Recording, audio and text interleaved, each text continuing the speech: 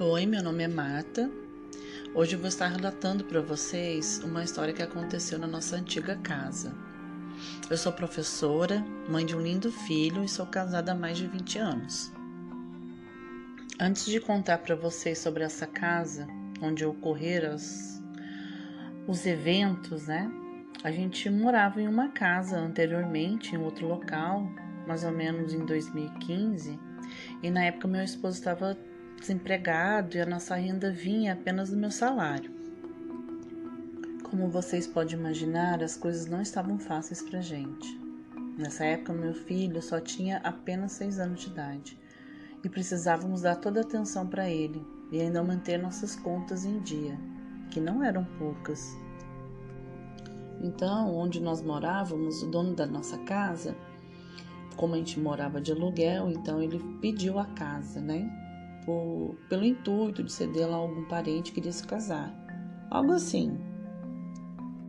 Então ficamos alguns dias buscando uma nova casa, quando por sorte nós encontramos uma linda casa, situada numa região boa e tranquila da cidade onde moramos. Nós morávamos na cidade de Bela Vista de Goiás, no interior do estado de Goiás.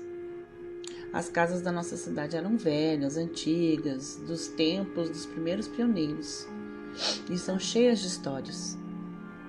Então nós encontramos uma casa, alugamos ela era bem espaçosa, com pátio perfeito para poder brincar com o nosso filho, e a melhor parte da casa é que ela ficava a poucas quadras da escola onde eu dava aula. Os primeiros dias foram incríveis, a casa era acolhedora e ficamos impressionados porque ninguém ter demonstrado interesse por ela até o momento. Segundo o dono, ela ficou disponível por mais de 6 meses, sem alugar. Após 2 semanas, depois que nos mudamos, as coisas começaram a ficar estranhas. Eu comecei a ouvir, passos vindo do sótão e meu marido verificou e não encontrou nada. Disse que poderia ser ratos, gambás, porque era muito comum na região ter esse tipo de animal perto das casas, ou nas casas mesmo, morando no sótão. Então, a sua calma me tranquilizou, já que ele disse que poderia ser um animalzinho desse. Com o tempo, o meu filho passou a brincar com um amigo imaginário. Eu me divertia vendo passar horas brincando e conversando com esse amigo. Mas um sábado de manhã, algo me assustou bastante. Meu filho estava sentado no chão da sala, brincando com seus brinquedos e conversando com esse amigo imaginário que eu falei para vocês. Subitamente ele virou a cabeça na minha direção. Seu semblante mudou, de uma carinha risonha para algo sério e sombrio. E ele me disse: "Meu amigo disse que você quer me matar." Eu prontamente me assustei e, sem entender, perguntei: "O quê? Que amigo? Quem te falou isso, meu querido?" Então ele me olhou com aquela cara diabólica para mim e disse: "Mas ele disse que vai te matar primeiro, sua vaca." E começou a dar uma risadinha. Naquela hora eu gritei com ele e me levantei dizendo que era para ele parar com essa brincadeira naquele momento. Que era para ele me respeitar, pois eu era sua mãe e nunca faria mal a ele. Ele se assustou e começou a chorar dizendo que havia ficado assustado comigo. Que eu tinha levantado e gritado com ele. Eu perguntei o motivo dele ter falado aquelas coisas horríveis, mas ele disse que não havia falado nada, que não se lembrava de nada. Então achei estranho e fiquei preocupada com ele. Talvez aquilo pudesse ser algo que ele tenha visto em algum filme ou ficou impressionado. Eu não queria pensar que aquilo pudesse ser algo psicológico ou algum problema desse tipo. De qualquer forma, esse incidente me deixou preocupada. E aquela sensação que estávamos vivendo, um ambiente acolhedor, foi toda embora. Aí foi tudo quando começou. Nos próximos dias eu comecei a ver vultos pela casa, ouvi cochichos ao pé do meu ouvido, sempre quando eu acordava pela manhã. Meu marido não via nada. Não via nada. Isso me deixou preocupada. Talvez o problema fosse comigo e não com eles ou com a casa. Com quase um mês morando nessa casa, meu marido precisou fazer uma viagem para a casa dos pais. Ele ia prestar um concurso na cidade dele e aproveitou para levar nosso filho para visitar os avós. Eu iria ficar 2 dias sozinha em casa e isso estava me deixando bem preocupada. Pode parecer loucura, mas assim que eles viajaram, eu peguei tudo que eu precisava para trabalhar. Para comer, para viver, e levei tudo no meu quarto. Eu não queria ficar andando pela casa. Eu realmente estava com muito medo de ficar sozinha. No primeiro dia, eu saí junto com eles. Eles foram viajar e eu fui direto para o trabalho. Fiquei na escola praticamente os 3 turnos, né? De manhã, tarde e noite, corrigindo provas, programando minhas atividades. Eu estava fazendo de tudo para não ter que voltar para minha casa. Ainda mais que estaria sozinha. E infelizmente eu não consegui outro lugar para passar a noite. Então, por volta das 23h30, eu cheguei em casa. E como de costume, eu havia deixado as luzes da sala do meu quarto acesas. E quando cheguei, elas estavam apagadas. Gente, eu fiquei muito apavorada com aquilo, pois o interruptor era pesado e não tinha como ter se movido sozinho. Mas a minha mente me fazia acreditar que talvez eu tivesse apagado tudo antes de ir. Porque às vezes a gente muito ocupada, estressada, né? Pode esquecer. Bom, aí eu entrei, liguei as luzes e fui para a cozinha lavar as mãos e preparar algo para comer, porque eu estava faminta. Ai, enquanto eu lavava as mãos, pelo canto do meu olho, eu pude ver 2 vultos atrás de mim. Foi aterrorizante. A maior parecia um vulto de mulher acompanhada de um vulto pequeno, como se fosse uma criança. Ai, eu fiquei com o corpo todo arrepiado e começou a chorar de medo. Então, eu me virei e fui calmamente na direção do meu quarto. Subitamente, os vultos começaram a me seguir. Aquilo me arrepiou e eu comecei a correr chorando de medo para o meu quarto. Pelo canto do olho, eu pude perceber que os vultos estavam me seguindo e fazendo pequenos sons que pareciam risadinhas. Eu entrei e tranquei a porta do meu quarto.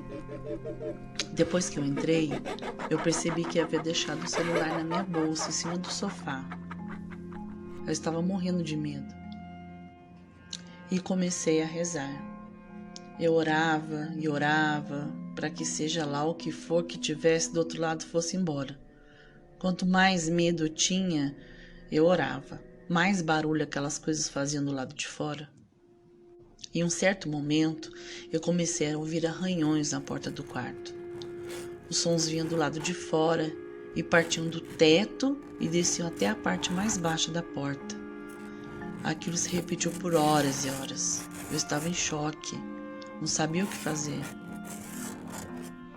Com o passar das horas, os barulhos pararam. Mesmo assim, eu fiquei com medo de sair do quarto.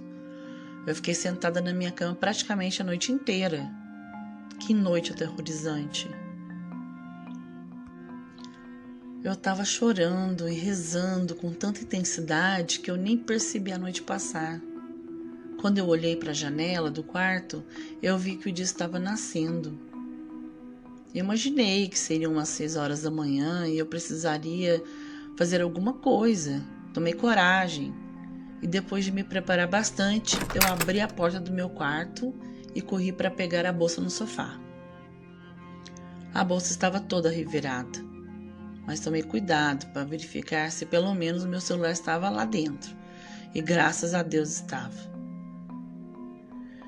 Eu então abri a porta da sala e corri para fora.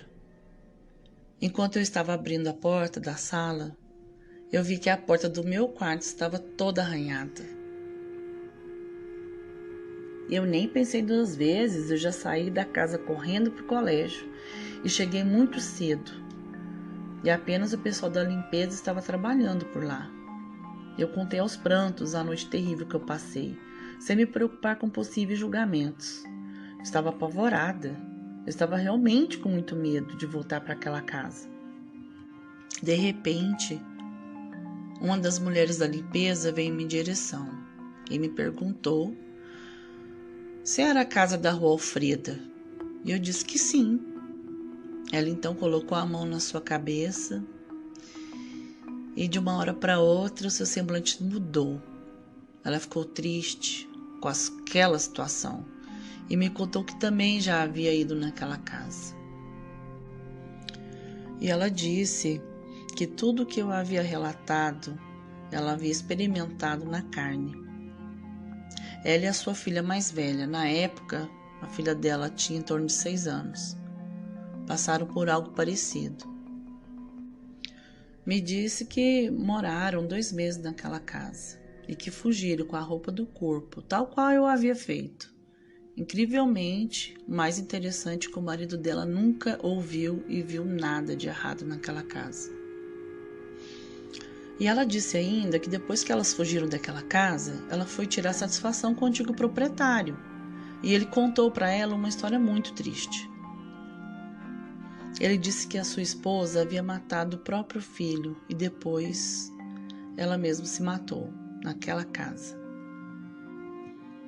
Ela relata que a esposa dele também ouvia vozes e o filho deles, que tinha mais ou menos 5 anos de idade, também sempre conversava com alguém. Como se fosse controlado por algo ou por alguma coisa. Mas o antigo proprietário também disse nunca ter visto nada de errado naquela casa. Essa mulher tinha matado o próprio filho e se matado há mais de muitas décadas.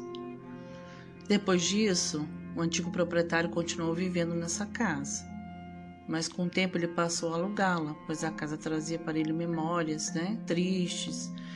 Estava acabando com o seu emocional.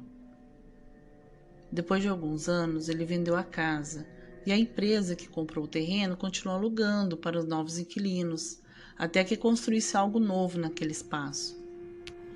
Então eu, assustada, eu fiquei na casa dessa mulher da limpeza. O nome dela era Fátima. Eu fiquei o resto daquele dia e passei a noite com ela e com a sua família. Eu liguei para meu marido e expliquei tudo. E ele me prometeu que assim que voltasse, nós iríamos sair dali imediatamente.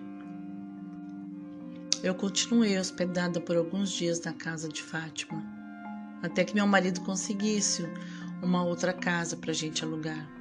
Graças a Deus eu não precisei mais pisar naquela casa maldita. Sinceramente, eu não sei o que ocorreu naquela casa. Um relato certo que... Bom, pelo menos o que as pessoas sempre falam é que tem algo naquela casa que afeta as mulheres e as crianças, principalmente crianças de 5 a 6 anos. E com os homens nada acontece. Eles não veem nada, não escutam nada, sempre as mulheres e as crianças.